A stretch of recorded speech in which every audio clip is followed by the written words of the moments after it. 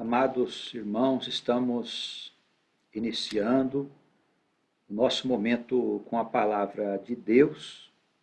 Queremos pedir as bênçãos do Altíssimo para todos nós, para todas as famílias, todos esses que estão recebendo a palavra, que o Senhor possa operar com grande poder no dia de hoje, abençoando tudo o que está à nossa volta. Nós estamos precisando das bênçãos de Deus. Nós estamos carentes das bênçãos do nosso Deus em muitas áreas da nossa vida. Na nossa vida pessoal, na nossa vida familiar, na nossa vida conjugal. Estamos mergulhados num espírito de muita incerteza. Não sabemos o que será ainda os dias vindouros, nesse tempo de pandemia, de incertezas. Mas nosso Deus tem sido muito bom e tem olhado e guardado as nossas casas. Nós temos resistido bravamente a esse instante. Algumas famílias que têm apresentado enfermidade, graças ao nosso Deus, não têm tido gravidade, os casos vão sendo superados com segurança. Outros irmãos e irmãs estão passando por provas, passando por momentos de dificuldades, mas tudo isso já está no programa do nosso Deus, que tudo faz de maneira a nos ajudar no progresso da nossa vida. Isso tendo em vista o reino de Deus, tendo em vista que nós venhamos a participar da edificação do futuro dessa civilização. Você está sendo convidado, você, meu irmão, você, minha irmã, a andar nos passos desse Deus maravilhoso, desse Deus que tem sido fiel ao seu povo ao longo da história, que tem sido um Deus paciencioso, um Deus que se arrepende do mal, porque muitas vezes o seu povo se desviou do caminho e ele havia proposto, inclusive, a destruição do povo. E quando, a pedido de Moisés, ele deixou de fazê-lo. Então nós vemos que esse Deus, ele é um Deus cheio de misericórdia. Não há ninguém melhor para nos guiar neste caminho que esse Deus tão bondoso, tão maravilhoso, tão riquíssimo em bondade, misericórdia e todos os demais predicados. Esse é o nosso Deus, é o Deus das Escrituras, é o Deus que tem guiado judeus e cristãos ao longo de toda a história, de todo o tempo que nós conhecemos da civilização ocidental. Esse Deus vem trabalhando o seu povo, vem cuidando de todos nós, tendo em vista o futuro glorioso dessa humanidade. Eu digo da humanidade porque a obra de Deus é para salvar todos os povos, é para tirar os povos da ignorância, de modo que eles possam ter acesso a um conhecimento que vai trazer a eles a felicidade duradoura, a felicidade que vai durar para sempre, uma vez que temos, assim, nessas revelações, ciência de que nós somos eternos, que nós somos almas que estamos acompanhando o evolver dessa humanidade, o caminhar deste mundo, do seu estado primitivo para o seu estado de civilização. Isso dura milênios e milênios, onde o bem e o mal, onde a escuridão e a luz, a ignorância e a sabedoria vão se debatendo, tendo em vista a melhoria de todas as coisas. Assim, o nosso Deus é um Deus amigo. Por isso ele chamou Abraão de meu amigo. Né? Nós precisamos também ser amigos de Deus.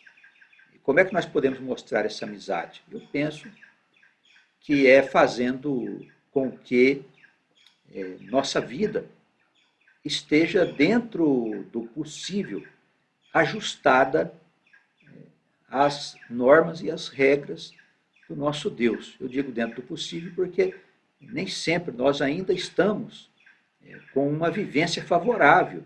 Às vezes estamos aqui numa experiência dificultosa, mas não quer dizer que ela não poderá ser superada com nossa vontade e com a ajuda do nosso Deus. Sem a ajuda dele, nós não vamos a lugar algum. Hoje é o dia da palavra, hoje é o dia em que nós nos reunimos para pedir ao nosso Deus que consolide as obras que foram feitas na semana que termina, que Ele possa abençoá-las e abençoar a nós, preparando-nos para mais uma semana, para mais um período de lutas valiosas, tendo em vista a nossa sobrevivência, tendo em vista a nossa instrução, a nossa vivência e as coisas que Ele já programou de antemão para todos nós. Que Ele nos ajude, nos assista e nos acompanhe na nossa experiência diária. Nós separamos aqui uma palavra para hoje. Eu gostaria que os irmãos abrissem aí a sua escritura no livro Salmos, que é o Salmo de número 104, onde o salmista ele faz aqui uma série de considerações para louvar e para reconhecer na própria obra de Deus a sua presença. Eu creio que Jesus, ao dizer que o amor a Deus era o maior dos mandamentos, ele nos coloca o ponto alto da doutrina ensinada nas Escrituras. E esse ponto alto é a existência inquestionável de Deus, do Deus de Israel, do Deus eterno, que é o ser incriado, aquele que não foi gerado por ninguém, porque sempre esteve presente, existindo em si mesmo e criando as suas obras, como este universo maravilhoso de que nós temos a honra e a alegria de sermos partícipes. Então, este Deus é algo além da nossa compreensão. Talvez por isso Paulo tenha dito que ele habita numa luz inacessível. Também os sábios judeus, eles falam dessa luz invariável, que preenche todas as coisas, preenche o infinito. É o próprio ser eterno, o próprio Deus, a quem nós precisamos observar na sua manifestação. O que é a manifestação de Deus? É a obra que está à nossa volta, é o universo. Então, nós precisamos, pela obra, perceber que este Deus está presente. Vivemos uma vida de correrias, né? Ocupados com a família, ocupados com pais, com mães, com filhos, com irmãos, com profissão e tudo mais. E, às vezes, nós nos tornamos insensíveis, ficamos distantes da natureza, não percebemos que há um sol que nasce todos os dias e se põe, que há uma lua no céu, que há estrelas nos céus, que há noites lindas, que entoam ali uma silenciosa melodia, falando da presença do nosso Deus, o canto dos pássaros, que nós nem percebemos que existe, está aqui perto de nós, nós não percebemos, não notamos a melodia, não notamos a presença de Deus nas flores, no seu perfume, nas abelhas que estão ali esvoaçando, esparramando pólen para todo lado. Não percebemos que há ali a presença desse ser grandioso, desse ser eterno, desse ser maravilhoso. Então, esse salmista, ele faz aqui uma referência a essa presença de Deus nas coisas que nós vemos, nas coisas que nós observamos. Penso que é um salmo de reflexão. É um salmo que nos ajuda a perceber a presença do nosso Deus na nossa vida, em tudo que está diante de nós. Então eu quero que os irmãos acompanhem a leitura, faremos um comentário breve de algumas referências aqui, alguns versículos, apenas para a edificação. É um momento também que a nossa alma entra em contato com a mente do próprio Criador, porque nós fomos gerados do Criador e somos dotados da sua própria imortalidade, da sua própria eternidade. E é isso que nos faz diferente de todas as outras coisas que ele criou. Nós somos as primícias, nós somos o que de melhor Deus criou dentro da obra que ele tem feito e que ele tem aperfeiçoado. Do mesmo modo que ele aperfeiçoa a sua obra, ele também quer aperfeiçoar, melhorar, trabalhar, purificar, né? Como se nós saíssemos de um estado de brutalidade para um estado de superioridade moral, intelectual, de sabedoria. Tudo isso Deus deseja de nós. Tá bem? Então é um momento que nós separamos todas as semanas para a gente ficar um pouquinho juntos e tratar desse Deus maravilhoso, da sua palavra, das suas instruções. O Salmo 104, ele começa dizendo assim: bendize, ó minha alma, ao Senhor. Senhor Deus meu, tu és magnificentíssimo, estás vestido de glória e de majestade.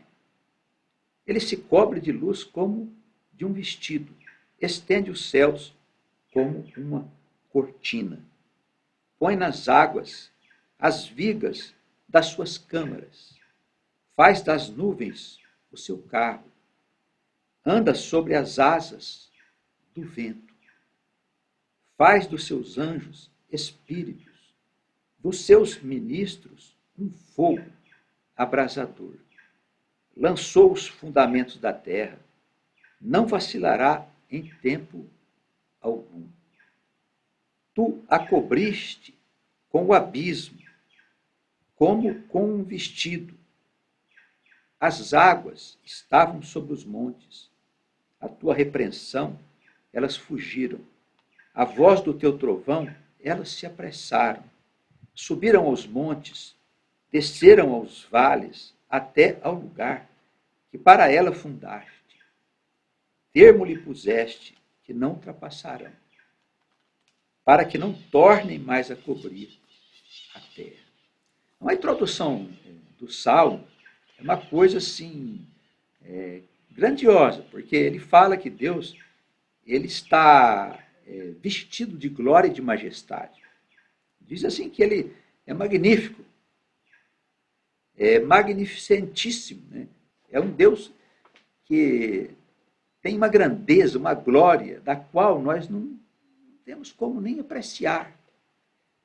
Mas podemos clamar e dizer que ele é grandioso, que ele é magnífico no mais alto grau que nós possamos imaginar.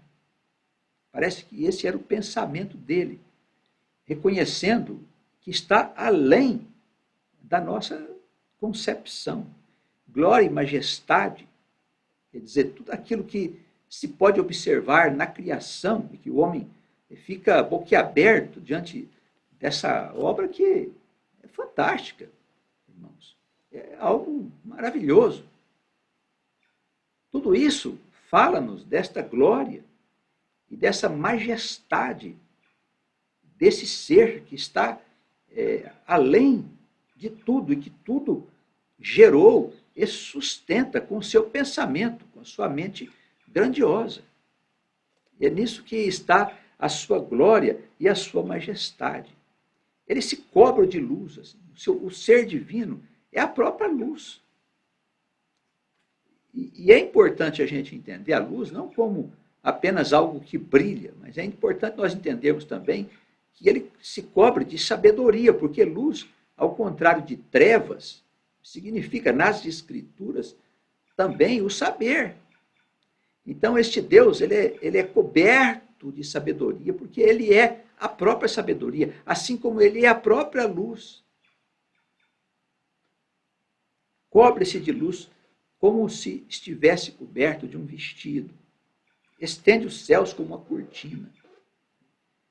ele não está falando aqui apenas de um céu que nós vemos com os olhos, mas dos planos que existe além desse mundo que nós vemos, como se fosse uma camada, né? Nós sabemos que há muitos céus. O apóstolo Paulo diz que teria sido levado a um lugar que ele chama de terceiro céu, mostrando que há vários planos até que nós cheguemos aonde habita esse Criador, esse ser eterno, esse ser incriado. Que tudo existe dentro desse ser, como se nós habitássemos uma bolha criativa, uma bolha de ar dentro de um oceano infinito. Podemos, assim, imaginar desta forma a obra do nosso Deus. Então,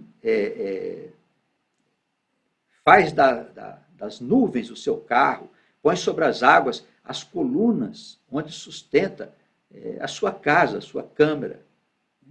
O que são as suas câmaras? As suas casas, os seus átrios, o lugar onde ele habita. Então, é um ser que no pensamento aqui do salmista estabelece a sua habitação, o seu lugar, o lugar onde ele está, sobre qualquer coisa, mesmo que seja coisas ditas impossíveis ao ser humano. Isso, ele quer falar dessa grandeza desse Deus, né? E usa essas imagens. Põe nas águas, as vigas, as colunas das suas câmeras, das suas habitações.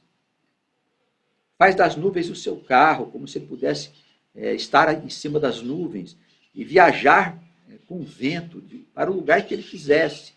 Tudo é poesia, salmo é poesia. Não poderia ser diferente. Também o versículo 4, ele revela que Deus tem anjos, inteligências que são geradas para cuidar da própria criação, para serem os ministros de Deus, para fazer os mecanismos da criação funcionar. E o salmista ele tinha conhecimento destas coisas, que faz parte da ciência oculta, da ciência de Deus. Então ele diz assim: faz dos seus anjos espíritos, dos seus ministros, um fogo abrasador. Não é um fogo que vai destruir, mas é um fogo que vai transformar todas as coisas. Um fogo que vai trazer para o homem a presença desse Deus operoso, desse Deus que purifica a sua obra, que trabalha a sua obra para que um dia ela atinja um estado de perfeição. E nós estamos inseridos dentro dessa obra. E veja que magnífico, porque nascemos continuamente, a nossa alma vai nascendo continuamente, acompanhando a história dessa criação, a história desse universo, especialmente em relação a nós, a história aqui do mundo terreno. Então, isso nos insere dentro dessa criação maravilhosa do Deus de Israel. Lançou ele os fundamentos da terra, as bases da terra, os planos da terra, o projeto da terra, todas essas coisas não vão vacilar.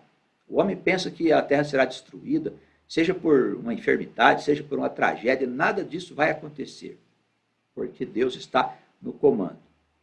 Sim, vai haver um tempo de destruição e tal, chamado o fim do mundo, mas o mundo não terá fim. As coisas não serão destruídas, como pensam algumas pessoas de entendimento simplório. A terra continuará existindo. E as Escrituras, elas falam que os homens de bem, os homens mansos, os homens que andam nos caminhos do Senhor, eles herdarão a terra e habitarão nela para sempre. Para sempre. Aqui é muito bonito ele falar sobre as águas, né? Como elas fugiram dele à repreensão, porque elas ocupavam todas as coisas, como nos tempos antigos, quando não havia ainda os continentes formados. A tua repreensão, as águas fugiram. A voz do trovão, né, do seu trovão, ele fala, é uma voz poderosa, não quer dizer que o trovão é a voz de Deus, o trovão é que a gente escuta quando está havendo uma tempestade, se está referindo a esse trovão, mas que a voz dele é semelhante ao poder, igual de um trovão, né? Um barulho muito forte, muito intenso. Então, a sua voz, as águas foram reprimidas, e elas se apressaram, subiram os montes, desceram os vales, até no lugar em que para elas fundaste. Dizendo assim que Deus colocou a água nos lugares que foram feitos para elas. E assim ele segue, descrevendo agora a natureza, no versículo 10. Tu que fazes sair as fontes nos vales, as quais correm entre os montes como rios, dão de beber a todo animal do campo, os jumentos monteses matam a sua sede, junto delas as aves do céu terão a sua habitação, cantando entre os ramos. Ele rega os montes desde as suas câmaras, a terra farta-se do fruto das suas obras. Quer dizer, que quando chove, essa água maravilhosa, essa chuva maravilhosa, ela vem das moradas divinas, vem dos céus, sobre os vales, enchendo as fontes de água, enchendo os rios, para que todos possam se beneficiar. Nós vimos agora, recentemente, né, passamos por um período de seca intensa aqui na região nossa, né, no Brasil. E essas secas, extremos climáticos, estão se multiplicando em vários lugares da Terra. Nós temos recebido notícia que há secas intensas em vários países, com incêndios, com mortes, com destruição, porque o homem ele vem se afastando cada vez mais de Deus e vem se descuidando do mundo, do planeta, da sua casa, do lugar onde ele habita. E por trás disso, irmãos, está apenas o interesse financeiro, o interesse de ganho. O homem interessado em ganhar, em ter não só riquezas, mas também poder político. Esse homem não se importa em destruir aquilo que é o lugar onde ele mora, porque ele pensa que vai morrer depois. Aí os problemas que vão vir, as gerações futuras deverão resolver. Mal sabe ele que ele vai estar aqui nas gerações futuras também. E que esses males que ele está causando, esses males, eles serão cobrados dele. Porque as autoridades, sejam elas quem for, elas também têm responsabilidade em tudo que fazem ou deixam de fazer. Então nós estamos vendo a Terra passar por um período de extremo aquecimento. As calotas polares estão derretendo, literalmente, alterando o clima em todo lugar. Então, nós viemos de um período profundo de secas. E esses dias, coincidentemente, há um feriado religioso e as pessoas querem viajar, passear e tal. Tudo bem, deve fazer isso. Estávamos vendo os repórteres fazendo entrevistas e eles perguntando se a chuva que finalmente chegou aqui na nossa região, depois de um longo período de estiagem, se a chuva não iria atrapalhar as pessoas passearem. Veja só. Então, parece que quando chove, os meios de comunicação eles têm a chuva como um problema. Em vez de perceber que a água que vem dos céus é a vida. E sem essa água, o que existe é morte. Estão pensando ali em passear. Se as pessoas têm uma ideia formada a respeito da possível dificuldade que a chuva pode trazer para elas, porque elas vão finalmente se divertir no feriado. Então, assim, há uma falta de senso nos homens, né, no coração dos homens, em relação à obra de Deus. Veja que o comportamento das pessoas não tem nada a ver com o que o salmista está colocando aqui, reconhecendo que as águas elas vêm das moradas eternas, das moradas de Deus, das câmaras de Deus, para poder regar os vales, para poder trazer vida às plantas e a todas as coisas. Então, estamos distantes. Depois acham que nós vamos ter futuro. Que futuro? Não vai ter futuro desse jeito, claro que não. O mundo está entrando numa crise, justamente porque não percebe, nem pela obra magnífica de Deus, não percebe a sua presença, infelizmente.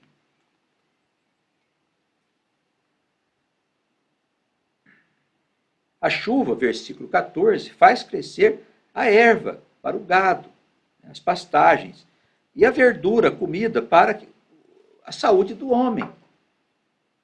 Para fazer sair da terra o quê? Aquilo que é o pão. Então, são essas coisas que o homem não entende. Nós, quando chega a chuva, nós temos que nos alegrar. Deixa a chuva cair para poder produzir comida para nós, para abençoar a terra.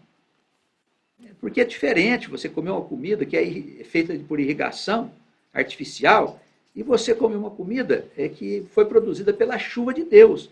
É uma diferença enorme. Põe atenção. Veja esses países onde as comidas elas são produzidas por irrigação, porque tem uma dificuldade lá com o clima. Então, nós percebemos que a comida, que as frutas, elas são sem graça. São bonitas, mas são sem graça. Por quê? Porque não é produzida pela ordem natural das coisas. É produzida pela artificialidade dos homens. E assim tem sido não só com comida, com frutas, mas com muitas outras coisas que o homem faz de uma maneira louca, desmedida, a criação dos animais, tudo para poder comercializar, e faz tudo fora das leis naturais, o que torna o alimento impróprio em termos espirituais, em termos divinos. O alimento bom é aquele alimento que vem do ciclo natural das coisas, da produção natural das coisas. Então, há muito que aprender, o homem não entende, por mais que ele sofra, ele não entende. Então, essa chuva, ela faz crescer a erva, né, para os animais e a comida do homem. Também o homem com isso produz vinho que alegra o seu coração, versículo 15, o azeite, né, que faz reluzir os olhos. Nos tempos antigos eles usavam um azeite fino para passar no rosto, para ficar, para hidratar a pele, etc. Era uma forma do homem também se cuidar naquela época, né? Era um tempo muito antigo aqui. Ele está falando de um tempo muito bem para trás, né? As árvores do Senhor fartam-se da seiva. Os cedros do Líbano que ele plantou, onde as aves se aninham. A cegonha tem as suas casas nas faias.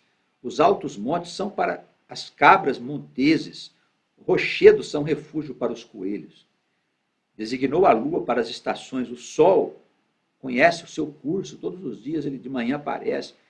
Corre pelo céu como uma luz poderosa, esparramar a sua influência transformadora, saneadora. Através da sua luz é que há produção de alimentos, as plantas podem viver, uma série de coisas que depende desse astro maravilhoso, né, que tem o seu curso todos os dias, ali escrito na história do nosso mundo. Né? E tudo isso é feito pelo nosso Deus.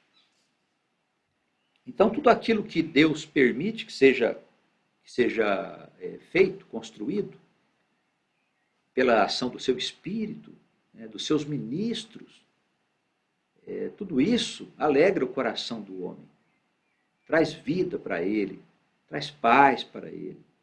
E o contrário disso também é verdadeiro. Se o homem se afasta de Deus, se ele não se importa com Deus, o que toma conta da vida é a morte. E a morte, ela é plena de sofrimento, tragédias, de coisas assim que nós estamos vendo todos os dias envolver a vida dos homens e eles não percebem que o problema é que eles estão se distanciando cada vez mais de Deus e das suas leis naturais. Não são leis religiosas. É preciso separar essas coisas. Nós precisamos começar a falar para todos que a gente conhece que as leis de Deus não são leis religiosas. As leis religiosas foram feitas pelos homens. As leis de Deus são leis naturais. É necessário conhecer isso para entrar em harmonia com Deus e com a vida e assim ter uma chance de ser feliz. Precisamos começar a anunciar essas coisas. Somos servos e servas de Deus. Tá? Temos que fazer alguma coisa, tá bem, irmãos?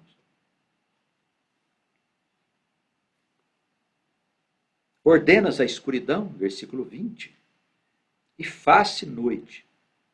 Nela saem todos os animais da selva, os leõezinhos procuram a sua comida e de Deus buscam sustento. Então, nasce o sol e logo os leõezinhos vão se deitar, vão descansar, se recolhem. Então, o homem sai para realizar o seu trabalho até a tarde. Veja que o Salmo, ele insere o homem na ordem da própria criação. Ele está falando aqui da presença de Deus, da ação operosa do seu Espírito, dos seus ministros na obra de Deus, que são os anjos, todo um mundo invisível que a gente não vê, que está agindo e atuando em todas as coisas, para que elas se cumpram de acordo com a vontade do Deus de Israel, do Deus maravilhoso, do Deus Altíssimo. Então, nessa descrição aqui poética, ele insere o homem. Isso é importante. O homem se levanta e sai para trabalhar, e ele trabalha o dia todo. Então, trabalhar é a ordem natural. Quem não trabalha são almas enfermas. Naturalmente, elas vão ficar doentes, ou deprimidas, ou angustiadas, ou aflitas, ou começam a se sentir carentes de amor. Ah, ninguém me ama. É claro que ninguém vai te amar, porque você não serve para nada mesmo, só cuida de você. Para que você serve? Só cuida da sua vida. Você não trabalha, você não é útil para a coletividade. Nós temos que ser útil para a coletividade, porque a humanidade é um corpo. Um corpo. Esse corpo é um corpo constituído de células. E cada célula é um ser, somos nós. Se nós não fazemos nada, nós somos uma célula doente no corpo. Sabe o que o corpo faz com uma célula doente? Ele joga fora. Ele elimina. Então, nós precisamos entender que trabalhar é uma coisa importantíssima para nós, é o nosso estado natural, porque o Espírito de Deus trabalha todos os dias, dizia Jesus. A toda hora o Espírito de Deus está operando e trabalhando. Então o homem precisa trabalhar para ganhar o seu sustento, para colaborar com o crescimento das coisas. Não é para ficar rico, não. Esquece isso, aí é história.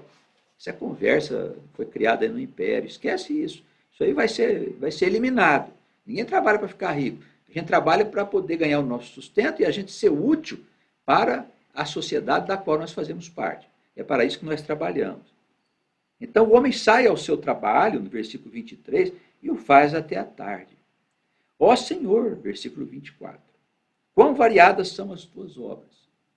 Todas as coisas que fizeste, fizeste com sabedoria. Cheia está a tua terra das tuas riquezas. Das tuas riquezas. É isso que a gente precisa olhar, o tanto de coisa que tem no mundo, que tudo é Deus que fez. Né? Tudo é obra de Deus, irmãos. Olha que coisa fantástica. Esse Deus, ele quer falar com nós. Esse Deus quer nos mostrar a nossa imortalidade. Quer dizer que ele está presente na nossa vida, que não estamos jogados ao acaso aqui. Pode acontecer algo que não se está esperando e tal. Deus está no comando de tudo. E ele tem tido uma paciência enorme com todos nós. Com todos nós. Porque todos nós somos filhos dignos dessa paciência. Tá bem? Então, ele diz, todas as coisas fizeste com sabedoria, cheia está a terra das tuas riquezas. Assim há esse mar grande, muito espaçoso, onde há seres sem número, falando aqui dos seres que vivem no mar, animais pequenos e grandes. Ali andam os navios, e o Leviatã, que são as baleias, né, que formaste para nele folgar. Todos esperam de ti, que ele lhes dê o seu sustento em tempo oportuno. Tá certo? Então Deus vai dar para você o sustento em tempo oportuno, assim como ele dá para todos os seres vivos. Olha que maravilha, irmãos. Não é maravilhoso isso? Todos estão esperando o sustento. Dando-lhe o sustento, eles o recolhem, recebem a comida, abres a tua mão e se enchem de bens. Porque tudo vem de Deus, irmãos. Tudo, todas as coisas. Como nós não vamos admirar, como nós não vamos louvar, como nós não vamos falar desse Deus maravilhoso, desse Deus assim, indescritível. Escondes o teu rosto, versículo 29, e ficam perturbados, a vida foge. Se lhes tira o espírito, que aqui ele botou fôlego aqui na tradução, mas aqui é espírito, é o sopro. Né? Tira-lhes o espírito, eles morrem, voltam para o pó. Envias o espírito e são criados. E renovas assim a face da terra. Então, tudo é Deus. Nosso viver, nosso ir, o vir, nosso respirar, nosso deitar, levantar, tudo é Deus. Irmãos, está presente em tudo, em todas as coisas. Nas menores ações da nossa alma, do nosso ser. nas menores ações. É tudo Deus que faz. Então eu preciso ter intimidade com esse Deus, preciso estar com Ele, orar, conversar com Ele, pedir para Ele me ajudar, pedir para Ele me orientar, para Ele dizer o que Ele quer de mim, para Ele me alertar. Preciso viver perto desse Deus.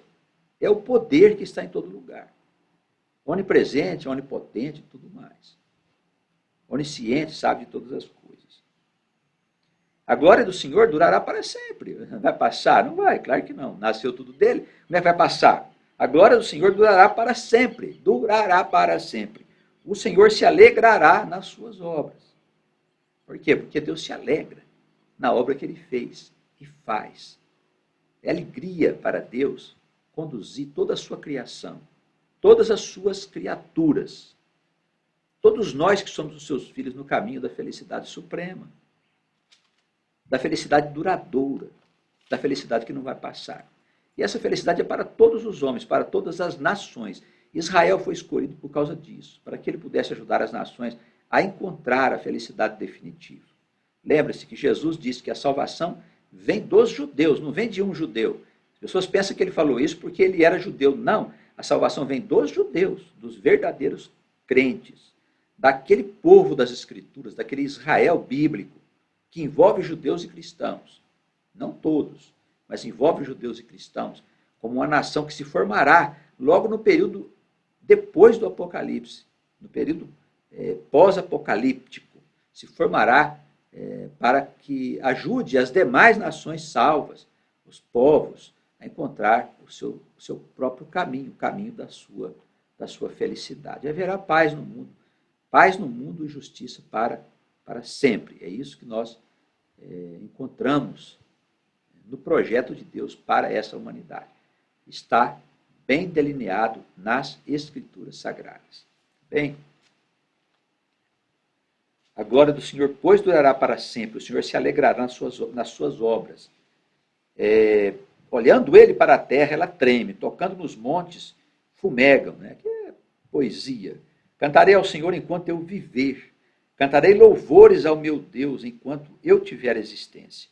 A minha meditação, as minhas reflexões acerca desse Deus será suave, serena, para que eu possa encontrá-lo.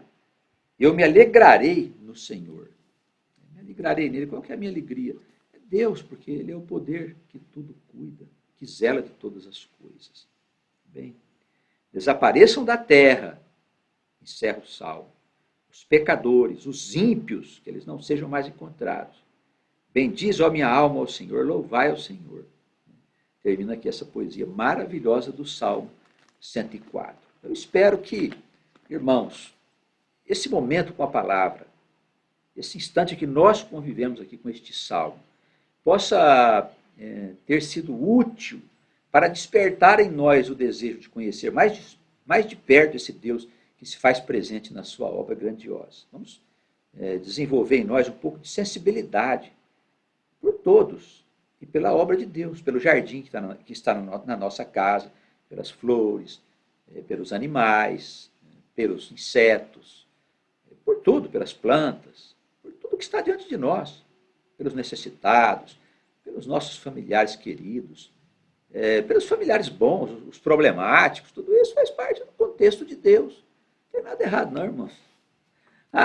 Não, lá em casa o pessoal dá muito trabalho, ótimo. Já pensou se fosse todo mundo certinho? Seria uma coisa muito desagradável, não é? Todo mundo certinho, maravilhoso. Num mundo onde todos são imperfeitos, então não faz parte ainda. O estado de perfeição ainda vai ser alcançado em fases vindouras dessa humanidade, mas isso vai durar milênios ainda, até que a gente atinja um estado melhor, né? Que a gente possa estar mais tranquilo. Mas nós sempre vamos precisar estar orientando os nossos amados filhos, aqueles que estão conosco, porque a vida é isso, a vida é dinamismo, a vida é relacionamento. Por isso nós temos que aprender a conversar, a ouvir o outro, a argumentar, a falar, a perguntar, a mudar a nossa maneira de ser ou de pensar determinadas coisas, porque nós entendemos algo novo, algo lógico, algo racional, inteligente. Então a vida é esse dinamismo. Não tem uma coisa assim, eu não preciso aprender nada, está tudo bem para mim assim, está tudo certo. Quem acha que está tudo bem, que está tudo certo, quando morrer, com certeza vai para o escuro. Vai passar uma temporada na morte. E é desagradável. Você pode ficar lá 100, 200 anos, 300 anos.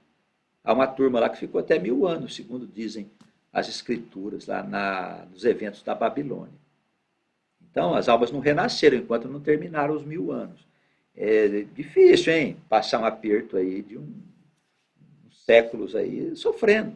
Porque não se interessou. Achava que estava tudo bem. Para mim basta, não quero saber.